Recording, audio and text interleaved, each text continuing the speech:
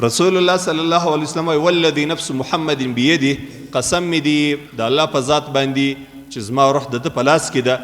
لخلوف فم الصائم اطيب عند الله من ريح المسك د مؤمن مسلمان د روژې په حالت کې چې د خولې څخه کم بوی راولاړېږي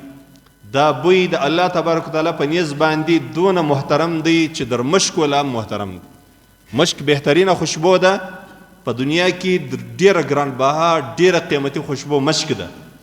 عنبر و مشک دا د دنیا یعود دا د دنیا ډیرې قیمت بها خوشبوګانې دي د مشک و ریټ داسې دی لکه د سرو زرو ده هره ورځ پر انټرنیټ باندې دا معلومیږي چې په دنیا کې نن د دې توله په څو باندې که دنیا ته راشوه سوې او پیدا سوې وه نو بیا ارزانه که نه وه بیا قیمتي الله عز وجل د الله رسول وای ای زما امتیانو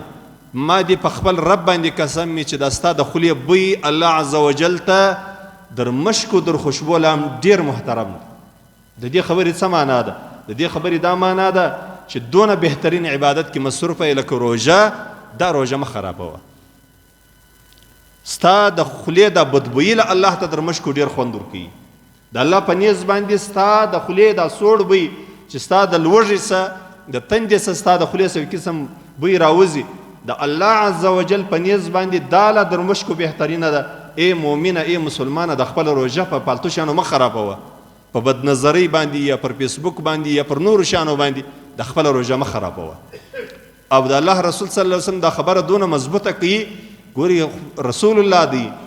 د الله رسول دی پیغمبر صلی الله علیه وسلم قسم ور باندې کوي قسم می دی په الله باندې قسم می دی په هغه ذات باندې چې زما روح د ده په لاس کې دا ستا روژه ډېره محترمه ده روژه خو مه شوروه چې ستا د خولې کم بد بوی دی دا د الله تبارک وتعالی په دربار کې در مشکو لا محترم دی نو ځکه موږ او تاسې په بهترین عبادت باندې مصروف یو الله دې قبول کړي